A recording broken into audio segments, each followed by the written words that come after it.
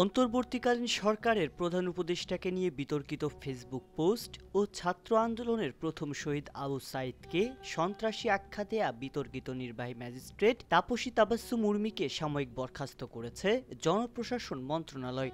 লালমনিরহাট জেলা প্রশাসনের সাবেক সহকারী কমিশনার পদে থাকা এই কর্মকর্তাকে কেন্দ্র করেই তোলপাড় হয়ে আছে সারা দেশ। 40তম বিসিএস পরীক্ষায় উত্তীর্ণ এই কর্মকর্তার বিরুদ্ধে ইতিমধ্যে ঢাকার আদালতে করা হয়েছে মানহানি মামলার আবেদন। ৭১-এর মুক্তিযুদ্ধ পরবর্তী সময়ে জুলাইয়ের গণ অভ্যুত্থান বাংলাদেশের ইতিহাসে দ্বিতীয় বৃহৎ। তবে নিরপরাধ সাধারণ মানুষের উপর নির্মম গণহত্যা চালানো স্বৈরাচার আওয়ামী সরকারের বড় একটি অংশ যখন আত্মগোপনে, তখন প্রজাতন্ত্রের একজন কর্মকর্তার এমন বিতর্কিত মন্তব্য আর অবস্থান নিয়ে উঠছে নানা প্রশ্ন। ঠিক কোন লাভের গুড়ের ভাগ পেতে জনগণের সেবক হিসেবে নিয়োগ পাওয়া একজন কর্মকর্তার এমন আচরণ? কোন বিশেষ স্বার্থ উদ্ধারে তিনি করেছেন এমন মন্তব্য? শনিবার ৫ অক্টোবর তাপসী তাবাসসুম উর্মি তার নিজের ফেসবুকে অন্তর্বর্তীকালীন সরকারকে সাংবিধানিক ভিত্তিহীন বলে উল্লেখ করেন। একই সাথে প্রধান উপদেষ্টা ডক্টর মোহাম্মদ ইউনূসকে ক্ষমতাচ্যুতির হুমকিও দেন এই সরকারি কর্মকর্তা। যদিও অন্তর্বর্তী সরকার প্রধানকে নিয়ে পোস্ট করার আগে শহীদ আবু সাঈদকে সন্ত্রাসী বলে তাকে হেয় প্রতিপন্ন করে ফেসবুকে একটি পোস্ট করেন উর্মি। অভিযোগ উঠেছে তার প্রোফাইল লক থাকার কারণে সেই পোস্টটি বেশি মানুষের কাছে পৌঁছায়নি। এরপরই তিনি পোস্ট করেন প্রধান উপদেষ্টাকে কেন্দ্র করে। জানা গেছে, আওয়ামী লীগ সরকারের পতনের পর সরকারি চাকরি ছেড়ে দেওয়ার সিদ্ধান্ত নেন উর্মি।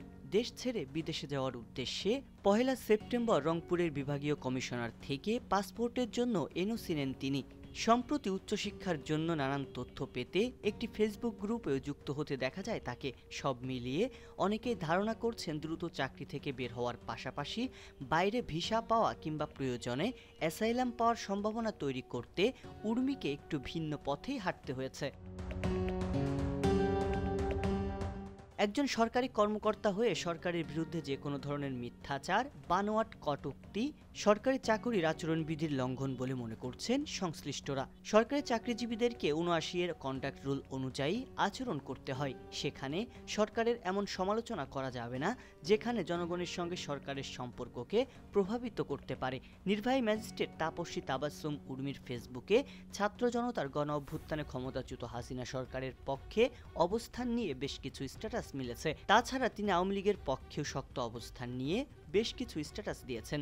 উর্মির এমন ফেসবুক স্ট্যাটাসকে অনেকেই দাবি করছেন বাক স্বাধীনতার দৃষ্টান্ত হিসেবে। তবে সরকারি কর্মকর্তা হয়ে সরকারের বিরুদ্ধে অযাচিত মন্তব্য করা আসলে বাক স্বাধীনতার আওতায় পড়ে কিনা তা নিয়ে প্রশ্ন তুলছেন কেউ কেউ। কেউ বলছেন ভোটের রাজনীতি না থাকায় সরকারি কর্মকর্তাকে কেউ আর কিনতে চাইবেন না, এ কারণেই নতুন রাস্তা খুঁজতেই উর্মির এমন কর্মকাণ্ড। অবশ্য অনেকেই বলছেন আশঙ্কার কথা।